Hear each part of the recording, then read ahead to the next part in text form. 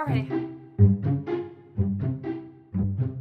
Hey, hi, welcome back. So I was noticing that we're almost at the end of December and I have not put up anything about January.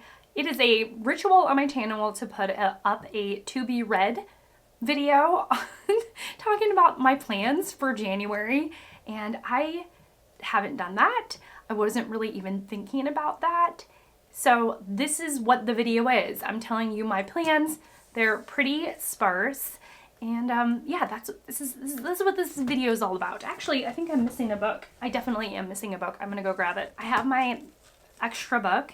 I will say that hello to everyone who is new. I mean, to those of you who are not new, hello. Always a huge warm welcome to you and to those who are new.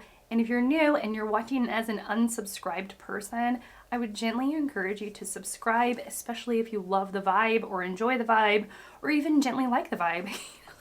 I would encourage you to subscribe, like the video. Without any further rambling on, let's go ahead and get into the meat of this video. So I was a host of Remember December, the reread-a-thon. And in my rereading attempts, there is going to be some spillover into the new year because that's just how it's going to have to go. So I know for sure January 1st, I am going to be starting, and I'm going to be reading, at least starting, 84 Charing Cross Road by Helen Hanff. This is a ritual here on BookTube, and the person that I heard about it from, well, I've heard about it from several people, but the person who I believe maybe started the ritual, not sure, is Sarah from Hardcover Hearts. So if you would love to join in, I would encourage you to do so.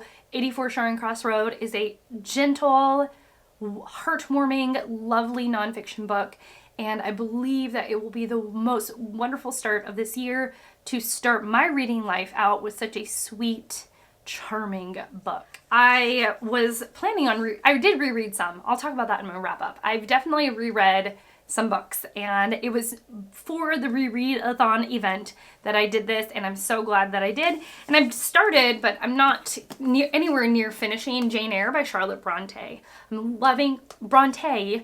Could I be more American about that? Charlotte Bronte. But anyways, I could not be more excited about this book, and I'm enjoying it immensely. It's just a huge, it's a chunkster, y'all. She is a big one, and I don't want to just rush to finish it by the end of December, and so it's going to be carrying over into January, and I'm so happy about that. I will say that upon a reread, this stands up. This is amazing on a reread. It's so good. I can definitely see why I loved this when I first read it about 10 years ago, and why I'm still loving it today. Jane Eyre has an amazing character, and a lot of the tone, well, this is not a review, but a lot of the concepts is about, the concepts are surrounded around agency and the way that we move through the world, and Jane Eyre being an orphaned young woman, how she is moving through the world and the choices that she has to make. I just love it. It's so good, and I could see why past Shelley loved it, and why I love it today so far. It's good. It's really good. At the end of December, I got the bright idea that I was like, I'm going to commit myself to 10 classics and 10 books of nonfiction, because those books, sometimes I drag my feet on reading them, and yet I find them the most gratifying, the most interesting, the most wonderful. So I was like, get yourself together, woman, and actually read these books. And so I picked some books from that list of 20. And here is what I chose. So I definitely want to start, though I don't think I will finish. I want to start, but not necessarily finish. Ovid's Metamorphosis. This is by Rolf Humphreys, translated by Rolf Humphreys. It's a rather large-ish book. I don't want to rush through it. There are 15 books in here. Instead of chapters, it's like they broke things into books. And so I want to commit to finishing at least book 1, maybe book 2 if I'm feeling really motivated. And I want to take my time with this read.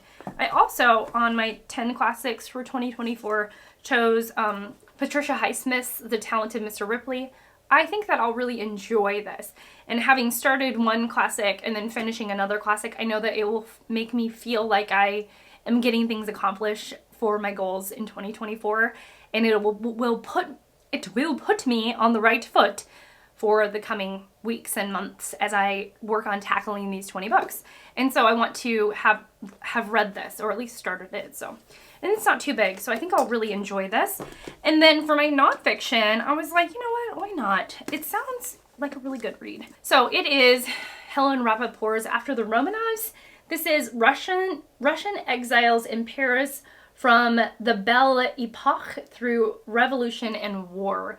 I believe that we follow the everyday people, the everyday exiled Russians, those who are cab drivers and cooks, and the common person, as we understand the place Russia is occupying during the 20th century.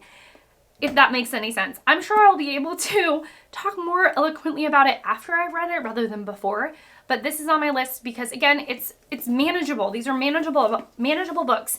And my strategy is going to be to pick up manageable, readable books and get them ticked off my list so I feel like really good about my goals and that it will keep me motivated to continue to just read more.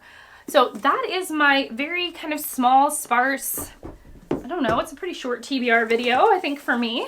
What are you reading in January? How are you going to kick off your year? This is what I am reading, and including the 84 Shoring Crest Road, which is on my Kindle, and I'm just excited. Like, I'm excited about the reading year ahead and starting my year on the right foot, and so on and so forth. So let me know what you're reading. What are your plans? What are some of your goals? I'd love to hear it. And that's it for me. So thank you so much for watching. Thank you so much for being here and spending this time with me. I so appreciate it and you, and I will see you all in my next one. Bye.